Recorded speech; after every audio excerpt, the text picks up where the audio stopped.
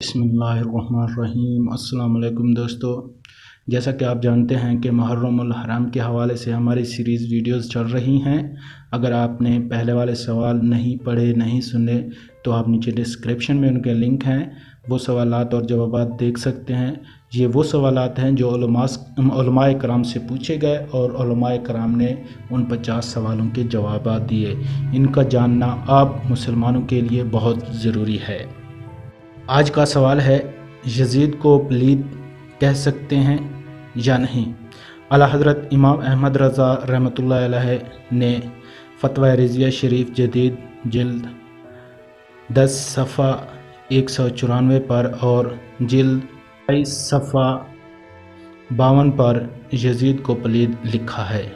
مزید ایک مقام پر اعلیٰ حضرت رضی اللہ تعالیٰ عنہ فرماتے ہیں، یزید بے شک پلید تھا، اسے پلید کہنا اور لکھنا جائز ہے۔ فتویٰ رضویہ شریف جدید۔ تفصیلی معلومات کے لیے مصنف آب کوثر مفتی محمد امین صاحب کی کتاب سے آپ یہ یزید کون تھا پڑھ سکتے ہیں۔ دوسرا سوال ہے، یزید کو کافر کہہ سکتے ہیں یا نہیں؟ اعلیٰ حضرت رضی اللہ تعالیٰ عنہ کا ارشاد فرماتے ہیں، یزید کے بارے میں ائمہ اہل سنت کے 3 قول ہیں۔ امام احمد رضا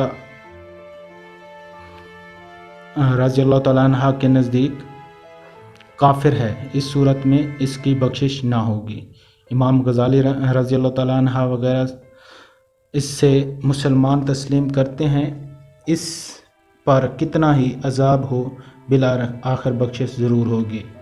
امام اعظم ابو حنیفہ رضی اللہ تعالیٰ عنہ اس معاملہ میں سکوت فرماتے ہیں کہ نہ ہم مسلمان کہیں نہ کافر، لہذا ہم بھی سکوت کریں گے۔